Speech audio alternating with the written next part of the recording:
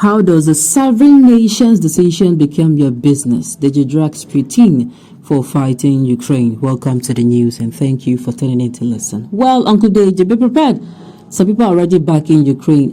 Backing Putin, even from people here from Nigeria saying, wow, he's actually doing a good job, because even Americans are the ones, they have been doing this, they've been doing that. And me, all those things that are coming up and there, people backing him, they are the ones that look for his trouble. Is it enough to come and threaten with a nuclear weapon? People have not said they want to fight you. You are saying you are putting your nuclear weapons on standby. Even I'm sure your people will be looking at you. What has come over this man? Bye. Are you sure we will not take this man? I didn't say anything. No. Well, let's find out what Deji has to say. The news in detail, please stay with us. A well-known Nigerian human rights activist, Deji, has asked the Russian President Vladimir Putin an important question days after Russian forces reportedly invaded Ukraine.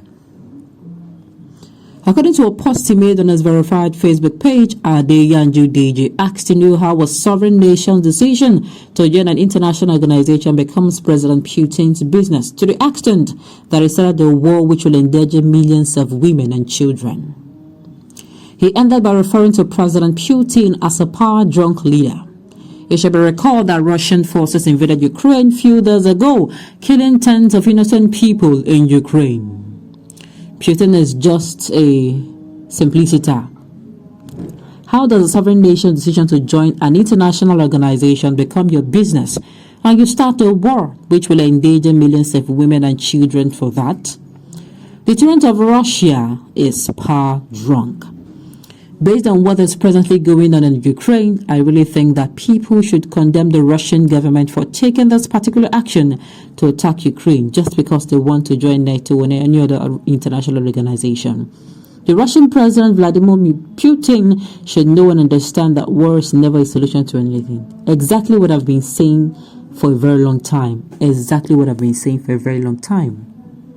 Let peace reign. Thank you. I've been saying this for a very long time, like since this thing started, that look, even if you're going to say, it is because Ukraine wants to join this, Ukraine want to join that. See, let me tell you, if you don't want to be friends with somebody, let's use this scenario now, from the little I've understood. If you don't want to be friends with somebody, and you are not showing the person love, as in you're not showing the person love, and you know that, you are capable of showing this person love, as in your neighbor, you are not in good terms with this person, then there's somebody outside who comes. When he's coming, we bring goodies. He takes that to your neighbor as his sister. This person does not have any relationship, not brotherly related, nothing. They're also neighbors. But this one, maybe your compound and the person compound as well. But you are if somebody who is inside. The person comes bringing a lot of goodies, and person like even your neighbor your neighbor will now wow, you're just treating me well, and that person that is bringing goodies just suggests why don't you even join this particular group of people, and those people that they ask them that he suggests to join, that kind of a thing. He or she is the member. Let's join this group now. At least we're going to be the happening people. We're going to have your back and all that. Auntie, and you are scared. Hey, they want to join this thing, so that they'll come and be attacking me and my children. They will finish me. It's the right thing to do for you to go over to your neighbor's house and fight the person. Now I'm putting it so that people understand. Yes, Americans are doing this. What have you done in your years with your neighbor? A good example I want us to use, or Putin would have just, make peace with his neighbor. Neighbor, now, I know that I have not been nice to you. It's not going, peace, how am I going to say it? Living in peace is not cowardice. Unfortunately, people of this generation think it is only when you show in the bosky that you are somebody who is powerful. Do you know you can be a very, very peaceful person and yet very powerful? Do you know that? According to one history like that I read somewhere, oh my God, I love history. There's this particular there's a president who, during that time where there is world war everywhere, that president was going and he was attacking what particular president was attacking him, but the other president was just very calm. Like he was calm. Do you know at the end of it, they went that one time, that one go ass. People will think, this man now, wow, he's just there, and he's not doing this, he's not retaliating. But she knew what he was doing. Maybe every time be gra. Maybe every time I go challenge my own back so that we go not say two people decrease. Two wrongs cannot make it right. A good example that is teaching us today is being good terms with your neighbor. Being good terms with your neighbor. Being good terms with people around you. You are somebody in power. You are somebody who you are not in power. You are just a commoner. Being good terms with your neighbor. Time go reach where your house feed you on fire. Nobody is saying that will happen. Your house feed you on fire. You go to find person who go help you blow smoke and pour water. That time now you go say, had it been signed? No, that is just it. The Ukraine, they do this one. The American people, they do this one. If had it been say Russia and these people have been in good terms, it is something very simple. Let us not join these people, Lord. Let us not join these people. You give them reasons. And if they see reasons, if they buy your idea, they stay on their own. Chickena. Not be every time you be bully.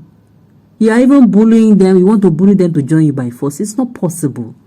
It's not possible at all.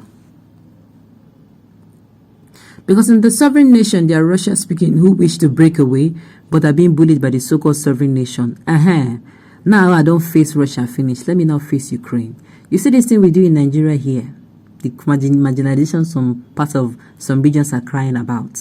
This is exactly what is going on in Ukraine. Some people who are there that have been crying marginalization, Ukraine have been saying, leave these people. Leave them. Nobody have called them together and say, okay, you say I've been marginalized. What exactly would you want us to do? How do you think we can solve this problem? You have not called them. You have not heard from them. You too. You're using the Bosky style. And Russia will now say, Whenever you do these people like this, whenever you treat them harshly, Russia will say, don't worry, don't worry. You don't know what they're telling you is that one day they're going to turn against you. You don't see them. Have you seen it? So what am I saying? The thing is, have good relationship with people around you. Ukraine, had it been they had good relationship or they have reached out to these other people in their own community that is not feeling, they're not feeling the country anymore. Feeling the country. They don't feel good to be in the country. Had it been they have reached out to them, this thing would not even have happened. And had it been Russian have been in friends or good relationship with Ukraine, it is something very simple. We sit down at the table and these little people, they don't mean well. They don't mean well. Let's not join them. Let's this and this and this. These are the reasons. These are my reasons. And they come to an agreement that okay, I'll just be neutral. I'll tell them I'm no longer interested. It is that simple. Life is not that hard. On this note, we've come to the end of it. We say thank you for tuning in to listen. Until I come your way next time.